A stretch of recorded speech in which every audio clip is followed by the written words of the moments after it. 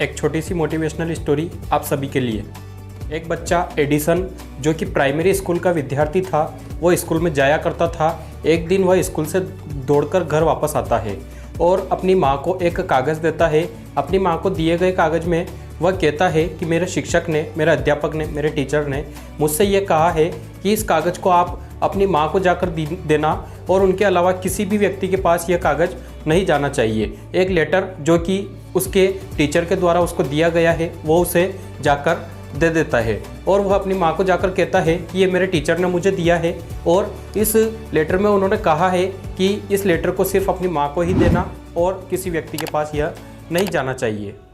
उस एडिसन की माँ उस लेटर को पढ़ती है और लेटर को पढ़ने के बाद फूट फूट कर वो रोने लगती है। ज़ोर ज़ोर से उसके आंसू निकलते हैं। फिर वो आंसुओं को पोंछती है और जब बच्चा उससे पूछता है, जब वह एडिसन अपनी माँ से पूछता है कि आप मुझे बताइए इस लेटर में ऐसा क्या लिखा है, तो फिर वह जवाब देती है कि आपके स्कूल, मतलब जो एडिसन का स्कूल था, उस एडिसन के स्कूल से एक उसके टीचर ने लेटर दिया है और उन्होंने कहा है कि आपका बच्चा बहुत ही जीनियस है, बहुत ही इंटेलिजेंट है और हमारा स्कूल काफ़ी छोटा है। यहाँ के जो शिक्षक हैं, यहाँ के जो टीचर्स हैं, वो इतने प्रशिक्षित नहीं हैं, वो इतने टैलेंटेड नहीं हैं कि हम आपके बच्चे को पढ़ा सके, इसलिए आप इसको शिक्षा स्वयं दीजिए, इसकी टीचिंग खुद कीजिए।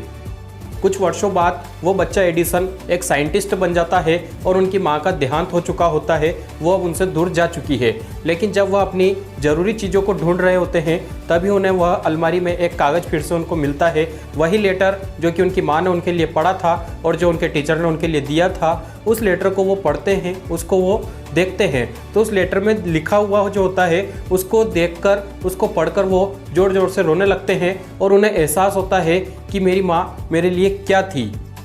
उस लेटर को पढ़ने पर उनको लगता है कि हाँ, वाकई में मेरी माँ ने मेरे लिए सही किया, क्योंकि एक माँ ही ऐसा कर सकती है। मैं आपको बताऊं तो उस स्टोरी में आगे जो लेटर उन्होंने पढ़ा, उस लेटर में उसके शिक्षक, उसके टीचर ने जो लिख कर दिया था वो ये नहीं था कि आपका बच्चा जीनियस है, हमारा स्कूल इतना टैलेंटेड नहीं है, इतने टैलेंटेड टीचर्स नहीं है कि हम उसको पढ़ा सकें। तो वह एक झूठ था जो उनकी माँ ने उनसे बोला था, बल्कि उस लेटर में ये लिखा हुआ था कि आपका बच्चा बौद्धिक रूप से, दिमाग के तौर पर कमज़ोर है और हमारा स्कूल इन छोटे नालायक बच्चों को नहीं रख पाएगा, इनको हम नहीं पढ़ा सकते, इसलिए आप इसे आगे की शिक्षा खुद दीजिए और आप इसे कल से स्कूल मत भेजिए। उस लेटर के अंदर ये लिखा हुआ था, लेकिन उस माँ ने उस लेटर को छुपा कर रखा, उस बात को दबा कर रखा, उनको प्रशिक्षित किया, उनको टीचिंग दी और इस कदर टीचिंग दी कि वो आज वर्ल्ड के फेमस साइंटिस्ट थॉमस एडिसन के नाम से जाने जाते हैं, जो आज इस तरीके से एक फेमस साइंटिस्ट बन चुके हैं। तो जब